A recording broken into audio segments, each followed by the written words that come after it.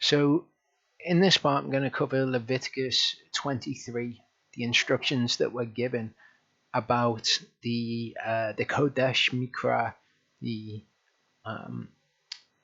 set apart meetings that we are to have on Yahovah's Moedim, on his appointed times. A lot of people, they're new to following the Torah, or if they've been following it for a while and they're just kind of trying to pick up the feasts and what you do on this day and what you do on that day. And I wasn't expecting this feast day and it's come upon me suddenly and I wasn't prepared to do it. Now is the time when we're just approaching Shavuot. We're in that period of what the Jews would call counting the Emor, which we'll look at in this. While we're in that period to reflect on what it is that Yahovah asks us to do, because we do not want to halal his name. We don't want to do part of the word, or when it comes to doing the feasts, we don't want to say, I'm not going to do this because of this reason X, Y, Z. What we want to do is to do his word and for it to be tamim in our lives, for it to be whole and for it to be complete. We do not want to halal it. So verse 1 says, And Yahovah spoke to Moshe, saying, Speak to the children of Israel and say to them, The appointed times of Yahovah, which you are to kara as set apart gatherings. The Hebrew words there are Kodesh and Mikra. My appointed times are these. Okay, and the Hebrew word is Moedim, okay, times which are appointed. So what we're to do is to kara them. These are the times when you're to kara these things. If we look at the word for Mikra, it contains this word kara in it. It's very similar to other nouns that we have which contain certain verbs. So if we look at the word mishkan, we've got the mi at the beginning, and at the end we've got shakan. We can see that its root word there is shakan, which means to dwell. So the noun becomes his dwelling place. If we look at mikdash, okay, that is the sanctuary or the holy place, and that's got the mi at the beginning, and that comes from the word kadash, which means to set something apart, to make it holy, to sanctify it. So we've got the mi kadash, okay, so it's got that verb kadash as a part of it. We saw the word mishkat or mishkat before. There is no th in the particular dialect of Hebrew that we use, so it's the mishkat. That's got the mi at the beginning, and then at the end it's got that verb that we looked at, which was shechat. Same with the word mikra. Okay, you are to kara, holy mikaras. So if we understand what it is to kara, it is to proclaim or it is to call.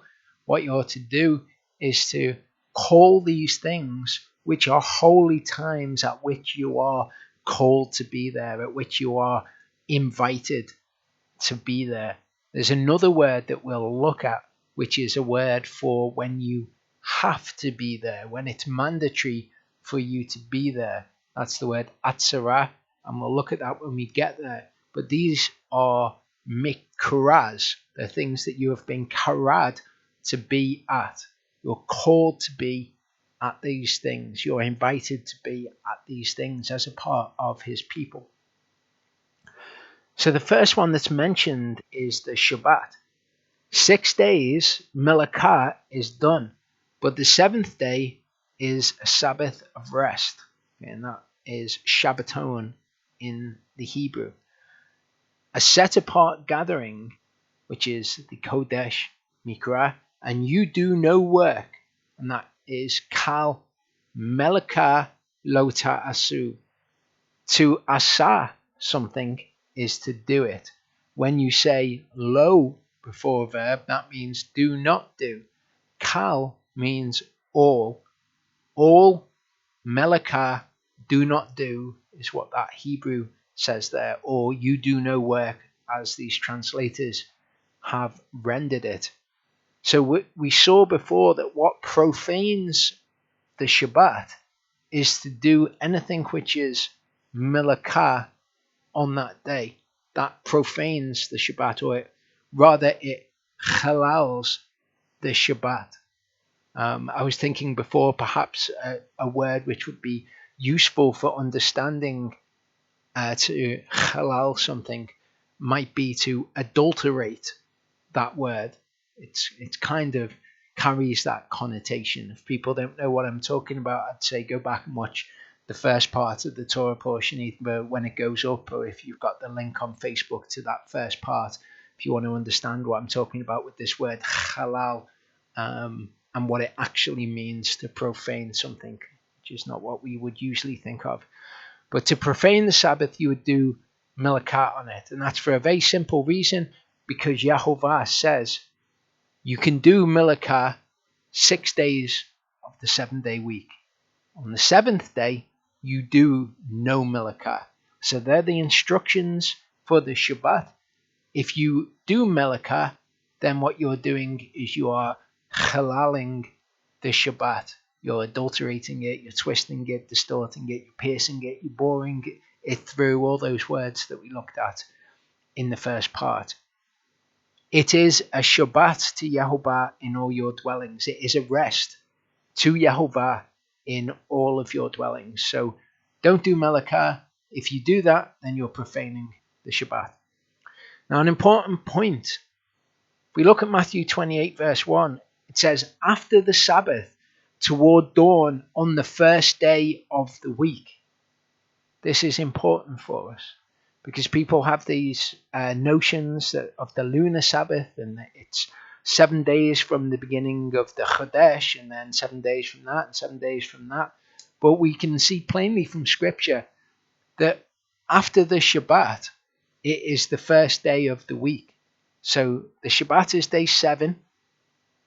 The day after it is day 1, and you count up again to day 7. The 6 days you do work, and on the 7th you rest. After the Shabbat, which is the 7th day, you have the first day of the week again, and that's the cycle. It's not counting from the beginning of the Chodesh, neither does Scripture say that anywhere within it. It's the 7th day of the week, and that count starts again after the Shabbat. Important. These are the appointed times of Yahovah. Important for us to also note that these times are Yahovah's appointed times. They're not the times that the Jews and the Torah keepers keep or anything like that. It's not associated with anything else other than Yahovah. He's appointed these times throughout his year. At certain times in his Chodeshim, he says, these times are holy gatherings or holy callings together of my people, which you are to kara. They are Kodesh Mikara, which you are to kara at their appointed times, or to call everyone to them at their appointed times. In the first Chodesh, on the 14th day of the Chodesh, between the evenings, is the Passover to Yahovah. So on the 14th day, when it draws to evening, you have the first evening. What the Bible describes as evening is the sunset, or the sun going, as the Bible describes it. And then you have later evening. It's also referred to by the term evening, but it is when it is dark.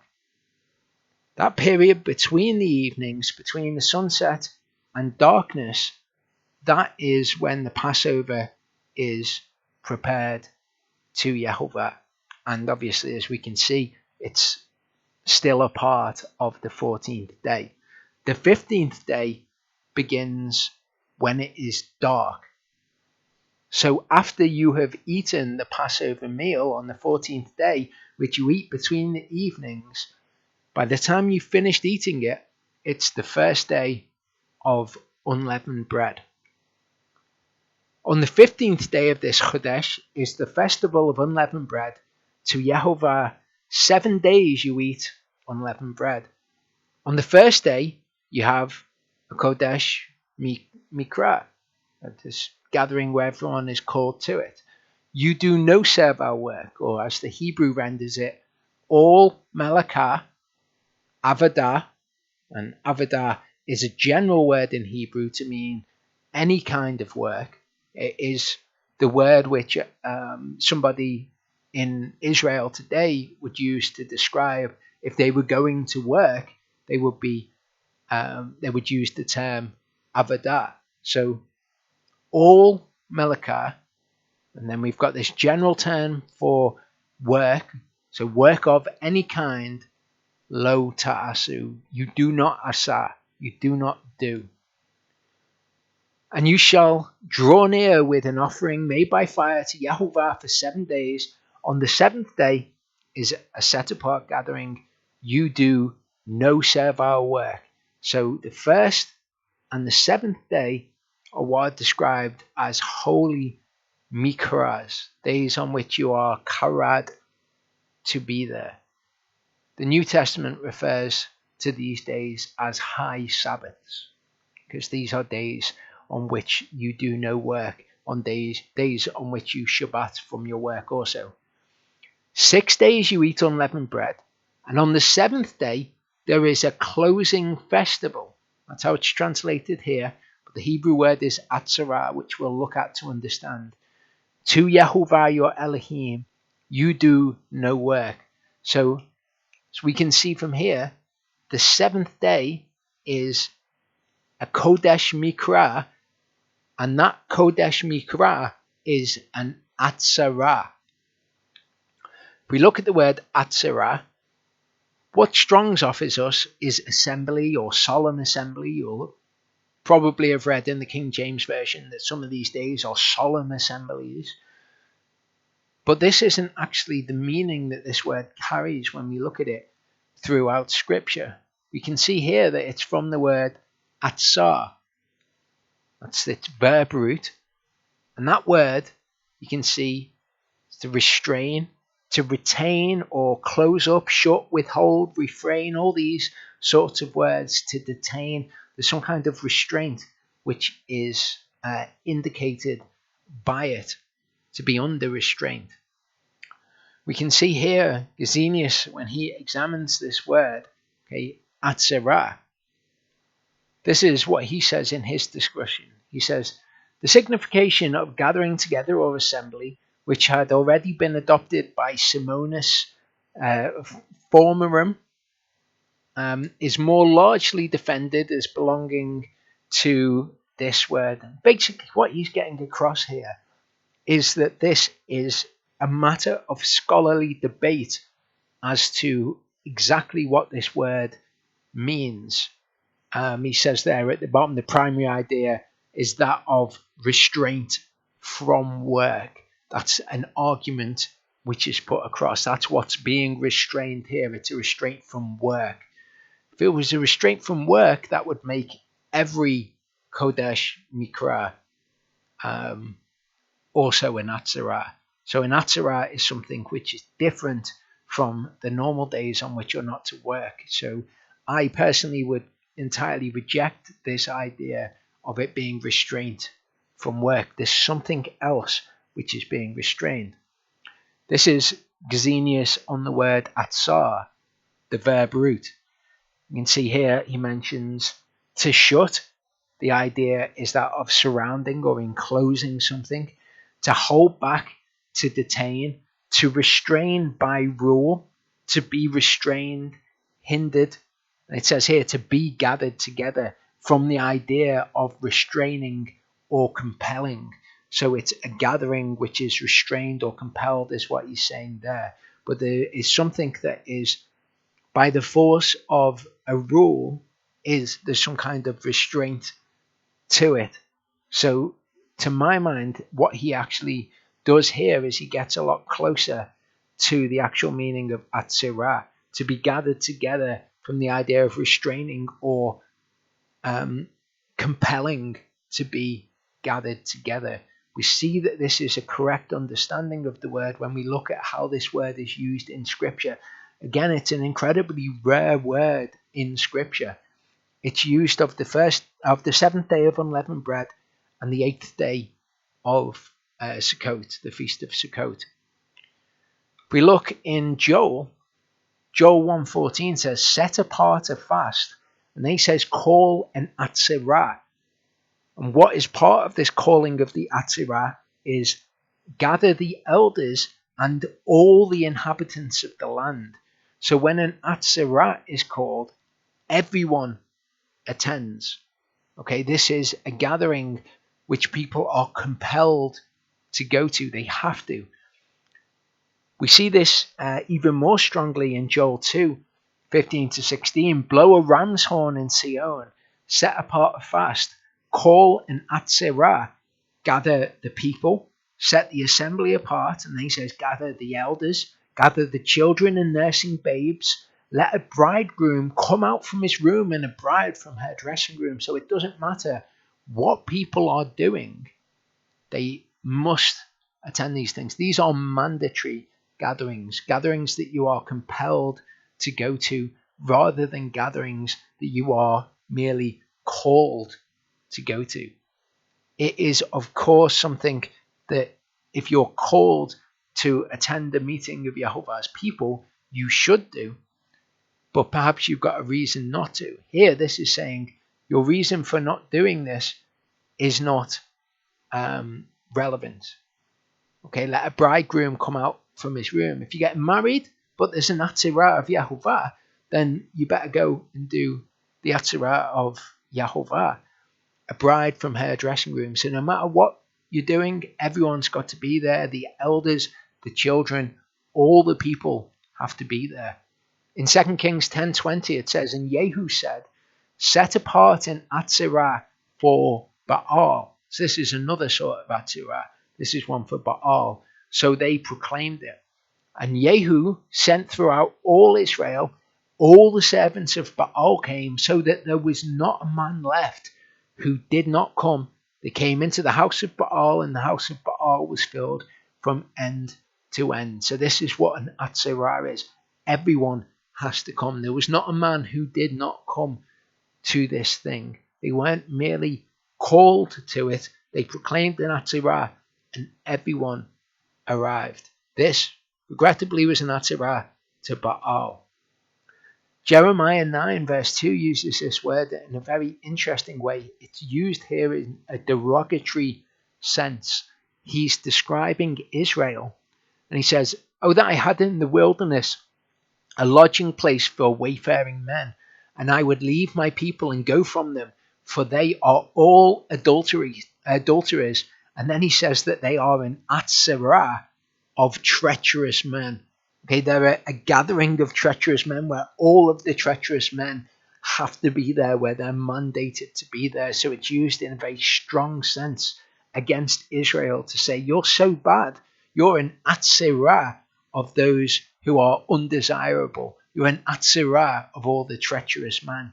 That's what you have become to me. Verse 9 says, and Yehovah spoke to Moshe, saying, speak to the children of Israel. You have said to them, when you come into the land which I shall give you, and shall reap its harvest, or which I give you, and shall reap its harvest, then you bring a sheaf of the first fruits of your harvest to the priest, and he shall wave the sheaf in the presence of Yehovah for your acceptance. On the morrow after the Sabbath, the priest waves it. Okay, so this is in the context of what it is said about unleavened bread. Unleavened bread is 7 days. 7 days is a period in which there must be a Sabbath. If the Sabbath is every seventh day, In every period of 7 days, there is at least one Sabbath. So you have Passover, and then you have this period of 7 days. On the morrow after the Shabbat within that, and that's the weekly Shabbat that is referred to there, then the priest waves it. So when do we have the Feast of First Fruits? Well, it doesn't give us a date because it's going to change every year. You've got Passover, which is the 14th day, and then from the 15th to the 21st day, you have unleavened bread. The instruction that is given to us isn't a date, it's the morrow after the Sabbath. So within unleavened bread, there will always be a Sabbath. The day after the Sabbath, that will be first fruits. And that day will change from year to year, as in which day within the first Chodesh is unleavened bread. Well, it depends where the Sabbath falls. It's the day after the Sabbath. That's when the Feast of First Fruits is. And on that day, when you wave the sheaf, you shall prepare a male lamb, a year old, a tamim one, okay, so this one that's complete without a ma'um, as an olah to Yahovah. And its grain offering, all these olahs had a mandatory mincha, 2/10 of an ephah of fine flour mixed with oil, and an offering made by fire to Yahovah, sweet fragrance, its drink offering, 1/4 of a hin of wine. So all of the olahs were accompanied with a particular mincha and a particular nesek, which is a drink offering. And you do not eat lechem, or roasted grain, or fresh grain until the day that you have brought an offering to your Elohim, and that's a chukah forever throughout your generations in all your dwellings. So here, the word lechem is used of actual bread. You're not allowed to eat of that harvest until you have brought the first of it to present to Yahovah. And from the morrow after the Sabbath, which, if you remember, that is first fruits, Passover, week of unleavened bread, has a Shabbat within it. The day after the Shabbat in that week is first fruits. From that day, from the day that you brought the sheaf of the wave offering, so again, the Feast of First Fruits, you shall count for yourselves 7 completed Sabbaths. And it's the word tamim there again, Sabbaths that have been complete. So what we are to do after the Feast of First Fruits is when the Sabbaths are complete, we count them. Now, this is something which even people who are fairly apt to following the Torah, and they will really go out their ways to follow the Torah devoutly, this is something that people don't do. And I actually find that, and that's certainly true of myself. I have to remind myself that I need to be doing this. But that's concerning to me, because if something is important to you, you will remember it. If someone says, come to me tomorrow and I'll give you £1 million, there's no way that you're not going to be there that next day to see them, because you'll remember it, because it's important to you. This is the attitude that we should have towards this. We've just had the Feast of Unleavened Bread. So we've just had the day after the Sabbath in unleavened bread, the Feast of First Fruits. We're to count 7 Sabbaths once they're complete after that. So if you know today what day it is in that count, and there's a bit of a clue there up on the screen for you, all well and good, because you've been counting those days. Day 28, once this Sabbath is complete, we will count that Sabbath and it will be the 4th Sabbath. But if you're not counting that, and you had no idea before I started speaking about this, which Sabbath it was and which day it was, that's an area to address in your life. That's something that you have to repent of in your life. That is actually an area in which you have halal the name of Yahovah, in which you have brought something which has adulterated how Yahovah is. You've adulterated his feast days, which are called by his name. Okay, you've adulterated the word of Yahovah.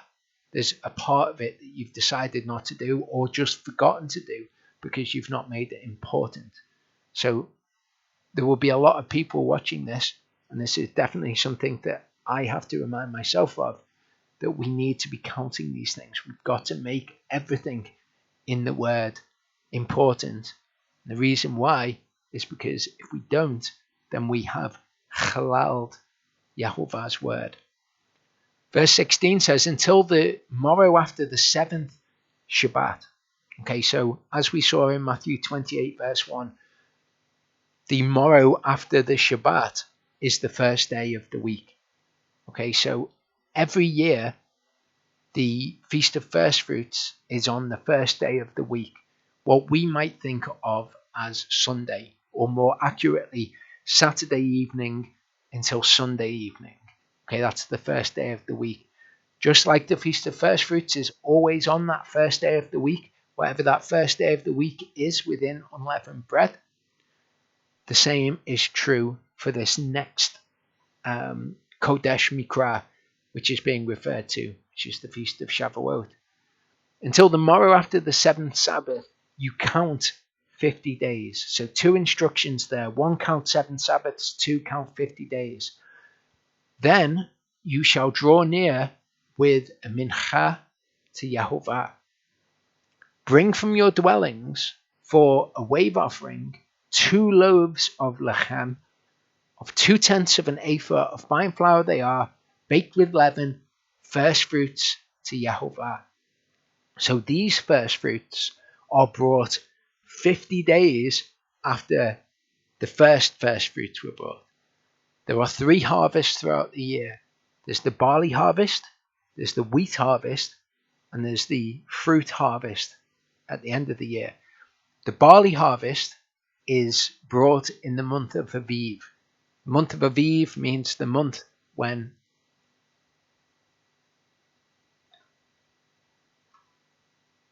I can see the sound on there.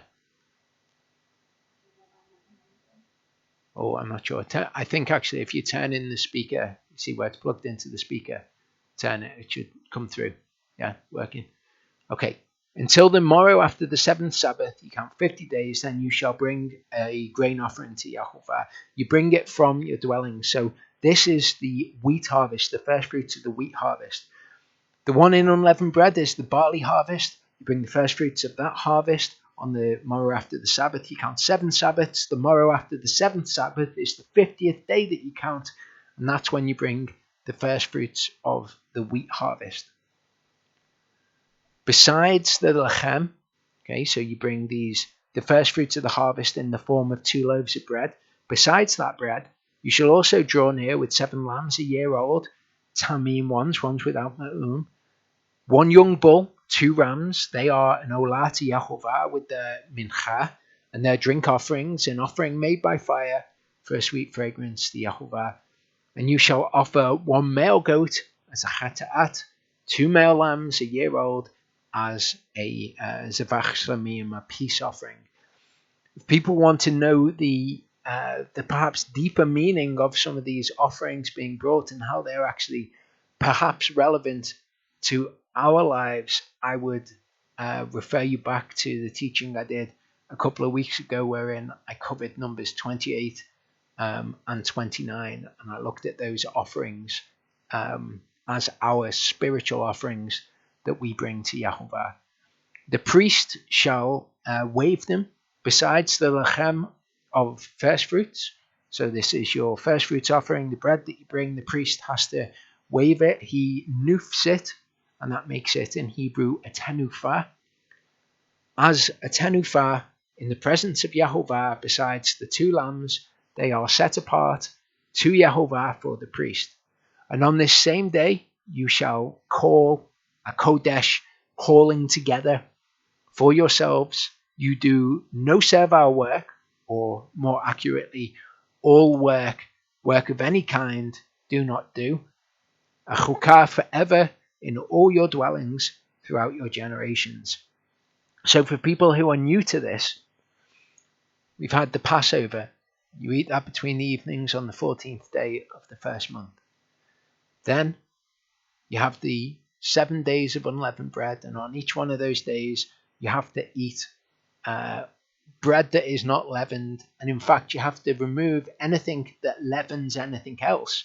Any leavening agent which causes things to rise, you remove those from your house. During that week, because it's a 7-day period, on the first day of the week you are to have the Feast of First Fruits. And that's when they would have offered the first fruits of their barley harvest. For us, what we can remember it by is that Yeshua was raised on that first day of the week. As I say, the day that it actually falls on changes depending on the year, but Yeshua was raised on the Feast of First Fruits, and the scriptures tell us that he was in fact the first fruits of the resurrection from the dead. Okay, so he is the first thing which is raised. We will follow later. Then we have this day.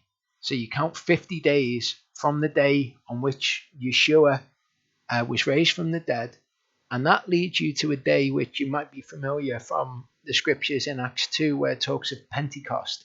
Pentecost actually means 50, and it is the Greek word for the day of Shavuot.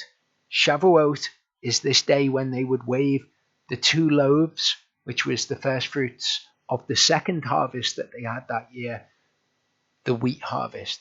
And that's the day on which we see the Ruach coming and dwelling in people in Acts 2. If you're from a background in the church, you may well know it as the day of Pentecost, but that is the day of 50, so to speak, and it's referring to this day, 50 days after the day on which Yeshua raised from the dead. And when you reap the harvest of your land, do not completely reap the corners of your field when you reap. Do not gather any gleaning from your harvest. Leave them for the poor and for the stranger. I am Yahovah. So this is an important part of Yahovah's name, that he cares for the vulnerable. He cares for the poor and for those who are strangers in a strange land. And he says, this is how I want you to do this.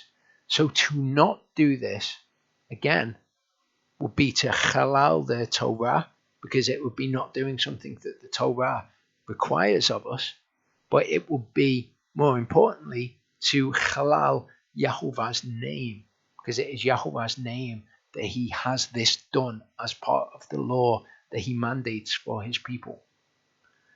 Verse 23 says, and Yahovah spoke to Moshe, saying, speak to the children of Israel, in the 7th Chodesh, on the first day of the Chodesh, you have a rest, a remembrance of blowing trumpets, a set apart gathering. Okay, so on the Feast of Trumpets, as it renders it here, it's a remembrance of blowing trumpets. It renders it here. So it's a day on which we are to blow, to shout what would have been an alarm call in the days in which this was commanded, teruah, which is an alarm call. We can see this in scripture in future fulfillment when we think of the trumpets in Revelations, which kind of alarms to snap people out of their days, I suppose. They're there to call an alarm to the people of the earth. But for us, what we have to do, we can follow this command today. We just get our trumpets, we go out and we blow them. It's a day of blowing trumpets. So people are new to this.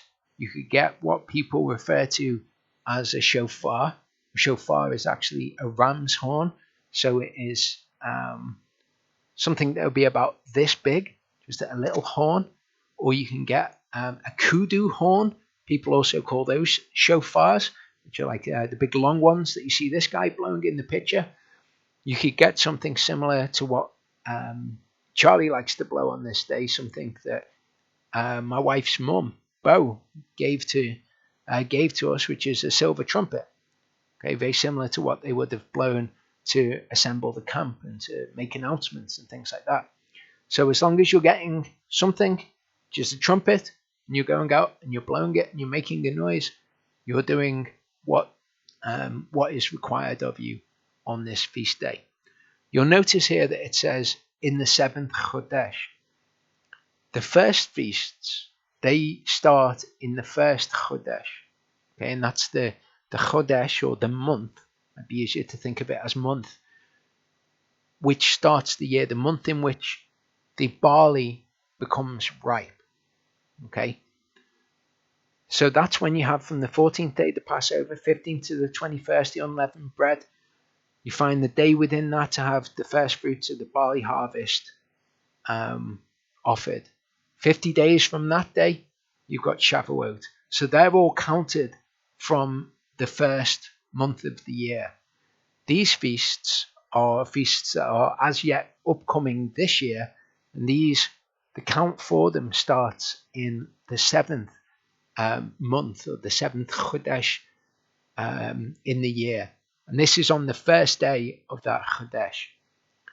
On that day you do this, you do the blowing of trumpets. We go out as a fellowship and we blow trumpets in the air. We make a noise. It's a day of blowing trumpets to us. You do no servile work.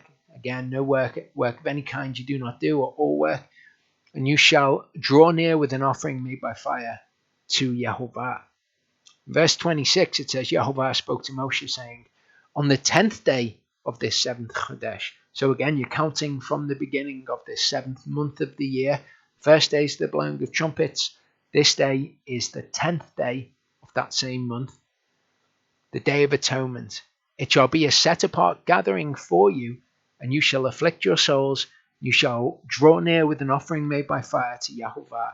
You do no work on that same day, for it is a Day of Atonement to make atonement for you in the presence of Yehovah your Elohim. So this is the day when we're to afflict our souls. This is the Sabbath which is spoken of in Isaiah 58, when you have to turn your foot from doing your own pleasure.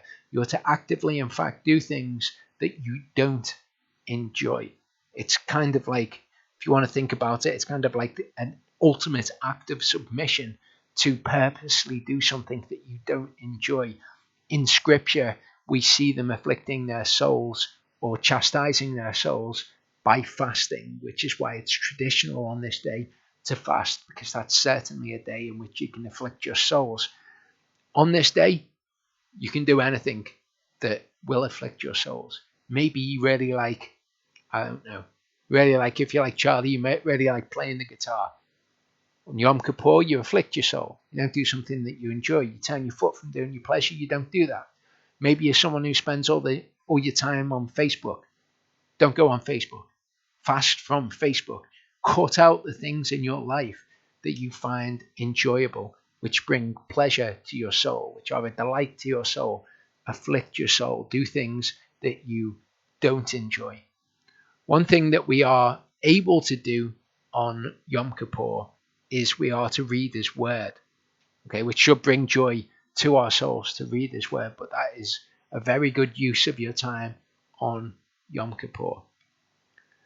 Verse 29 says, for any soul who is not afflicted on that day, he shall be cut off from his people. And any soul who does any work, or any soul who does all work, kal melakah, on that same day, that soul shall be destroyed from the midst of his people. Or I shall destroy from the midst of his people, rather. You do no work, a chukah forever throughout your generations in all your dwelling places. So when it gets around to the 7th month, what people should be expecting, first of all, you should get yourself a trumpet so that you can blow the trumpet on that day. Remember Yehovah. On the 10th day, you're going to have a day when you're going to be afflicting your souls. Both of those days are days on which you can do no work. So all of the days that I've mentioned so far as Kodesh Mikra, so that's the first day of unleavened bread, the last day of unleavened bread, 7th day, Shavuot, Day of Trumpets, Yom Kippur, all of those days are days on which you can do no work. So you need to find out when those days are so that you can book them off work. Because if you decide, actually, I'm going to work on those days, then what that does is what we were looking at in the first part. It halals the Torah and it halals Yahovah's name. It is a Sabbath of rest to you. You shall afflict your souls.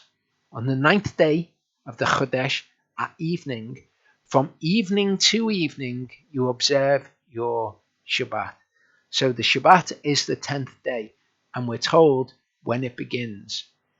On the evening of the 9th day, that's when the 10th day begins. Verse 33 says, Yehovah spoke to Moshe, saying, Speak to the children of Israel, saying, On the 15th day of this 7th Chodesh, the festival of Sukkot, for 7 days to Yehovah. So we've had the first day and the 10th day. We've also got this 15th day of the 7th month. And this is essentially Yehovah's big party that he has in the year. It's in the 7th of the 12th Chodesh. It's called the festival of Sukkot. Sukkot is a word that means booths, or that means temporary dwellings, basically. A sukkah is the singular, Sukkot is the plural. Okay, so it's the festival of booths, or the Hebrew says the festival of Sukkot. For 7 days, that's the festival of Sukkot to Yehovah. On the first day, you've got a Kodesh Mikra, so you can do no work. No work of any kind on that day you cannot do. So this is another day that you will need to book off work if that's something that you need to do for your job. For 7 days you draw near with an offering made by fire to Yehovah. On the 8th day there shall be a set apart gathering. Okay, so 7 days is the festival of Sukkot. And then on the 8th day, that is a closing festival, as it says here. That is an Atzarah.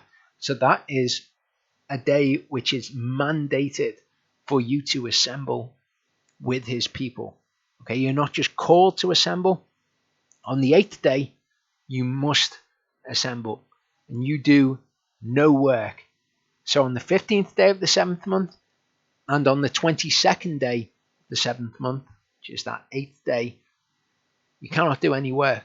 It's just like a weekly Sabbath. So if you need to book that in advance for your jobs, you absolutely must do that, because you do not want to be halaling the word of Yehovah. Verse 37 says, These are the appointed times of Yehovah, which you kara as Kodesh Mikra, to draw near with an offering made by fire to Yehovah, a burnt offering, a grain offering, a sacrifice or a peace offering, and drink offerings, neseks, as commanded for every day. Besides the Sabbaths of Yehovah, besides your gifts, besides your vows, and besides all your voluntary offerings which you give to Yehovah. And again, all of these offerings that were offered are covered in Numbers 28 to 29. So in Torah portion Achrei Mot, I went through what the spiritual equivalents of those offerings would be. These days require, they're a part of your submission to Yehovah. So to eat unleavened bread for 7 days and to remove any leaven from your homes, that requires submission to Yehovah. Sukkot, which has just been discussed, that is something that if you're just coming into the Torah, I'll tell you the way that I've noticed people to be about this day. People love to say that they follow the Torah. They love to think of themselves as righteous people. But when it comes to something which perhaps they see as a bit of a pain, which would be to dwell in temporary dwellings like tents for 7 nights, that's something that they're prepared to let slip. That's a part of Yehovah's Torah that they are prepared to halal. This is something very important. So if this is the first time you're hearing of this, or if you've heard of it before but you've not done it before, then you really need to consider the fact that you are halaling his word. You're removing a part of his word. You're twisting it. You're adulterating his word. This is something incredibly important for you to do. So you've got a decent chunk of time now in which to prepare for doing this. You cannot be said when it comes around to have been taken off guard by it. You have been given his Torah. You've been told what is required of you. So for 7 nights, you're going to need to dwell in temporary dwellings. It may even be for 8 nights. We stay for 8 nights because on the 8th day, that's a Shabbat, and that ends after the sun's gone down. So if we're all staying in tents and the sun's gone down, that makes it very difficult for us to take the tents down. So we tend to stay for an extra night because of that. So that's also something that you should be prepared for. Verse 39 says, on the 15th day of the 7th Chodesh, when you gather in the fruit of the land, observe the festival of Yehovah for 7 days. On the 1st is a rest, and on the 8th day is a rest. Okay, so after that 7th night, which is part of a day is made up of the day and the night. After that 7th night, it's the 8th day. As I say, you may be required, or you may find it easier to stay that 8th night as well instead of packing up your temporary dwelling in the dark. You shall take for yourselves on the 1st day the fruit of good trees, branches, palm trees, twigs of leafy trees, and willows of the stream, and shall rejoice before Yehovah your Elohim for 7 days. Now, the meaning of this is elucidated for us in another piece of scripture. When we were doing this at first, we were getting all of these things and we were like dancing and waving them before Yehovah, which is all great. And, I'm not saying that's a bad thing for people to do, but it's not what's being commanded for us to do. So rejoicing before Yehovah for your Elohim for 7 days is what we do at the Feast of Sukkot. We're there to rejoice before him for 7 days. Taking these things and rejoicing before him doesn't mean dancing with them. We can see what it means in Nehemiah 8:13 to 18. It says, and on the 2nd day, the heads of the fathers' houses of all the people with the priests and the Levites were gathered to Ezra the scribe in order to study the words of the Torah. And they found written in the Torah, which Yehovah had commanded by Moshe, that the children of Israel should dwell in Sukkot, dwell in these temporary dwellings, in the festival of the 7th Chodesh. And they should announce and proclaim in all their cities and in Yerushalayim, saying, go out to the mountain and bring olive branches, branches of oil trees, of myrtle branches, palm branches, branches of leafy trees, to make Sukkot as it is written. So we go out and we gather these things, and we're actually to make Sukkot with them. That's what that command is for. So this is not something that we've done as of yet, and is perhaps something that we would do in the future. But they were commanded to do this in their towns and in Yerushalayim, actually, at that part of the year. They were to make these Sukkot out of these things that they gathered. Perhaps, as is true for us, that's not really the environment that you live in, where you're surrounded by all these trees and all these specific types of trees, and you can go out and gather them and make a sukkah, where it might behoove you to do something similar to that. Maybe just make one of them. That's an idea that I've considered previously as something that we can do. If you're not able to do it, then you're not able to do it. But if you can honor this part of the command, might be something interesting for you to consider. But again, it's not waving the things about. It's about making the sukkahs, and then having made the Sukkot, then you will rejoice before Yehovah for 7 days in the Sukkot that you have built. So the people went out and brought them and made themselves Sukkot, each one on the roof of his house and in their courtyards and in the courtyards of the house of Elohim and in the open space of the water gate and in the open space of the gate of Ephraim. So they're in Yerushalayim at this point. The Israelites were actually all called to gather before Yahovah 3 times a year, one of which was for this feast, for this appointed time, where they would build Sukkot in Jerusalem and they would fill Jerusalem with their Sukkots. And the entire assembly of those who had come back from the captivity made Sukkot and sat under the Sukkot, for since the days of Yeshua son of Nun until that day, the children of Israel had not done so, and there was very great rejoicing.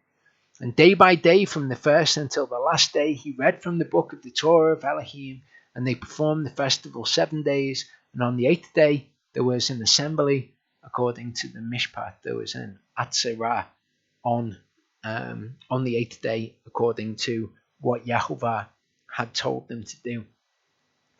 This is something that people who are new to following the Torah, or who have been following the Torah for a little bit but having done this is something that you have the opportunity to partake in. Okay, so they came back from the captivity. We're all in captivity now. And they made the Sukkot and they sat under the Sukkot, and there was a very great rejoicing.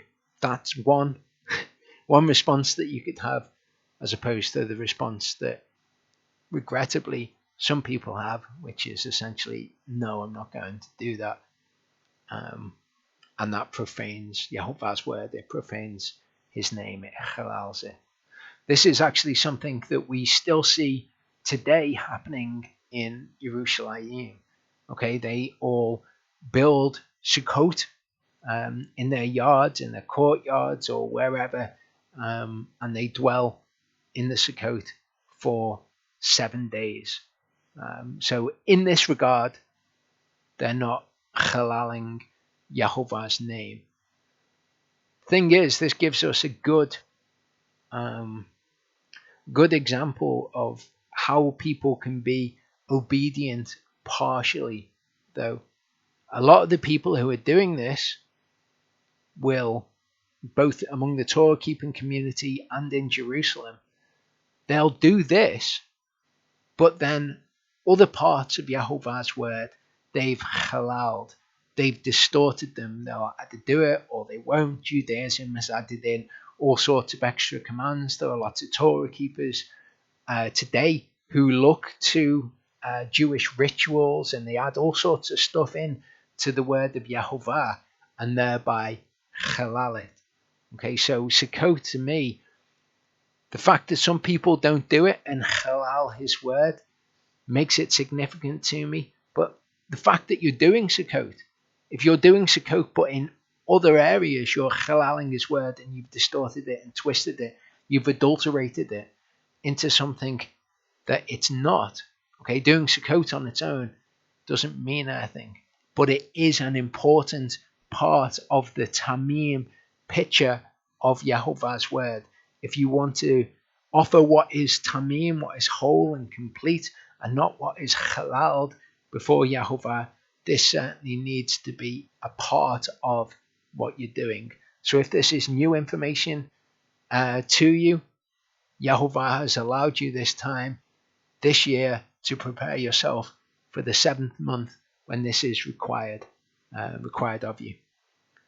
Verse 37 said, "These are the appointed times of Yahovah which you proclaim as Kodesh Mikra, to draw near with an offering made by fire, and an ascending offering, or an olah, burnt offering, a grain offering, a mincha, sacrifice, and your neseks, as commanded for every day, beside the Sabbaths of Yahovah, besides your gifts, besides all your vows, and besides all your voluntary offerings which you give to Yahovah." So when they came up to Jerusalem, this is when they would bring all of this stuff. If they did not live close to the temple, this is when they would bring all of the stuff that they wanted to offer to Yahovah. So these were incredibly important times of the year. So verse 41 says, and you shall observe it as a festival to Yahovah for 7 days in the year, a law forever, chukah forever in your generations. Observe it in the 7th Chodesh. Dwell in Sukkot for 7 days. All who are native Israelites dwell in Sukkot.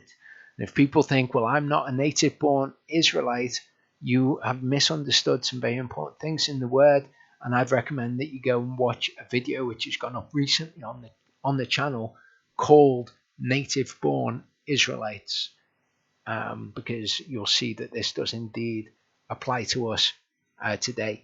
So that your generations know that I made the children of Israel dwell in Sukkot when I brought them out of the land of Mitzrayim. I am Yahovah, your Elohim. All of these appointed times carry with them a remembrance of what Yahovah did for the people. You've got Passover, which is when the Passover lamb was killed so that the destroyer passed over their houses and killed the firstborn of the Egyptians, and that led to the children of Israel leaving Egypt. Then you've got unleavened bread, where we eat unleavened bread to remember the fact that they did not have time to prepare bread when they left, and they ate unleavened bread. Here, Festival of Sukkot, very much in the same vein as that. When they came out, they all dwelt in Sukkot. Okay, they all dwelt in their mishkanik, in their individual tents. Where to remember that at this time of year. This is a part of why it's so incredibly important, and a part, more importantly, of why it is profaning his name, his character, who he is, to not do these things. Thus did Moshe speak of the appointed times of Yahovah to the children of Israel. So I want to allow you to understand this visually, what this actually looks like.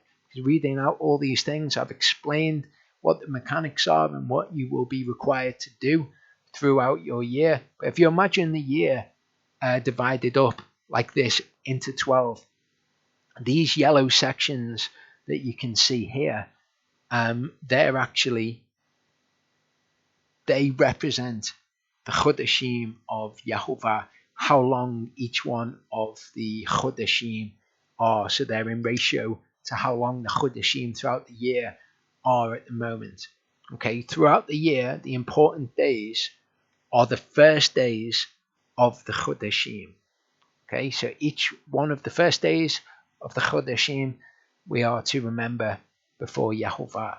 Then the first day, that is an important day, okay, that is the 14th day of the first Chodesh. That is the Passover. From that evening, for 7 days, so that's day and night, for 7 days from the evening, you have the Feast of Unleavened Bread. You can see here that's the 7-day period that I've marked out, and I've marked the first and the 7th day there as in red, which is signifying that they are high Sabbaths. They are days that you do no work on. They are days that you Shabbat on. You do no melakah, no work of any kind. Then if you can see here, this day marked in yellow, which is a part of the Feast of Unleavened Bread, that is the day after the Shabbat. So this year, this is where the Feast of First Fruits falls. It fell on the 3rd day of Unleavened Bread this year. From there, what we are instructed to do, from that morrow after the Sabbath, you count 7 Sabbaths. So here we've got the first Sabbath, 2nd, 3rd, 4th, 5th, 6th, and then the 7th Sabbath actually falls on one of the first days of the Chodesh this year.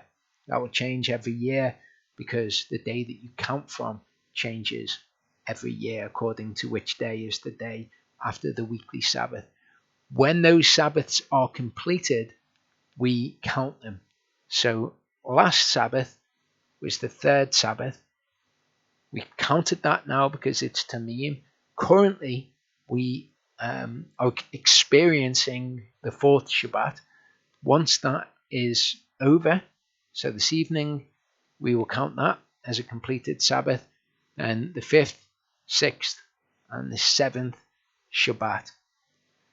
Also during that time, bear in mind, it's not just those 7 Sabbaths that you've got to count. You've got to count all the days, 50 days. So every day you count one more day. And that is part of the instructions of Yahovah. That's something that you do not want to halal. Okay, here we can see the day after the 7th Shabbat. That is the Feast of Shavuot. That's when they brought those 2 loaves and the priest would wave them. The next day of note in those appointed times, you can see it here, that's the first day of the 7th Chodesh. The first day of the 7th Chodesh is a day that we would remember anyway because it's the first day of the Chodesh, but that day is an appointed time of Yahovah, and it is the Feast of Trumpets. That's when you need the trumpet for to be blowing the next day. You see here, that's the 10th day. 10th day of the 7th Chodesh is Yom Kippur, or the Day of Atonement. That's when you fast. And then from the 15th to the 22nd, they are the 8 days of Sukkot. They are the 8 days throughout the year that you have to dwell in a temporary dwelling. You dwell in a sukkah. All the children of Israel dwell in Sukkot. So that's what his year looks like visually. Where we're at the moment is here, the 4th Shabbat. Okay, once this is over, we count that. This is what it looks like on the calendar that we're familiar with this year. So important days are the first day of the Chodesh. This is where they fall this year. The first Chodesh of Yahovah's year, the first month of his year, is this. Okay, this is the first day of the first month of Yahovah's year. That started on the evening of the 12th and the daytime of the 13th. That's when his first day was. Okay, it's not the first day of the second Chodesh, or it wasn't until the evening of the 18th, going into the daytime of the 19th. So from this first day of the first Chodesh, you are to count 14 days. And the 14th day of that Chodesh is the Passover. So we ate the Passover meal on the evening of the 26th. The 14th day was the evening of the 25th, going into the 26th. And then between the evenings, that's when you eat the Passover. Between the evenings of the 14th day, which is the evening of the 26th for us. Then you've got the Feast of Unleavened Bread, and that's 7 days long.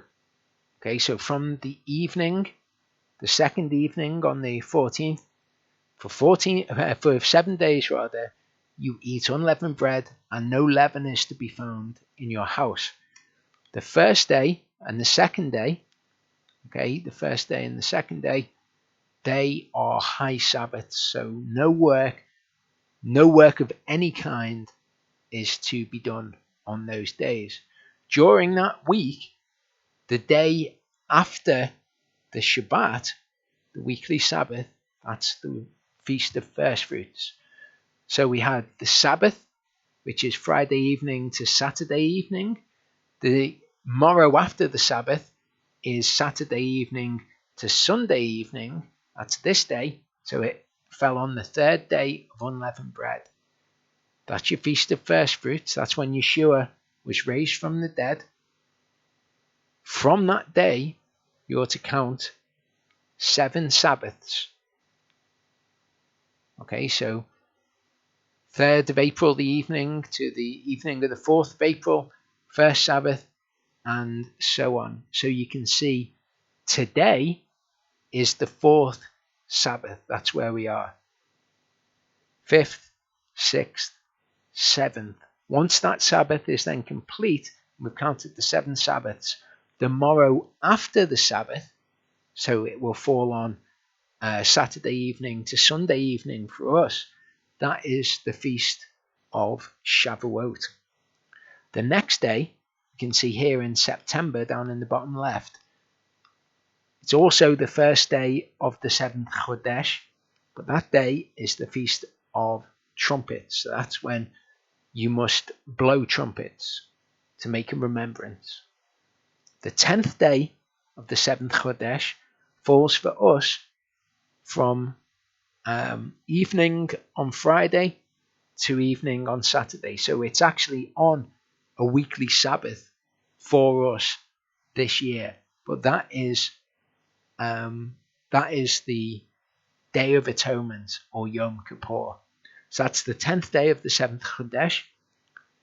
Then from what we have here, which is the 15th day of that Chodesh, until this day, which is the 22nd day of that Chodesh, you've got the 1, 2, 3, 4, 5, 6, 7 days of Sukkot, and then the 8th day.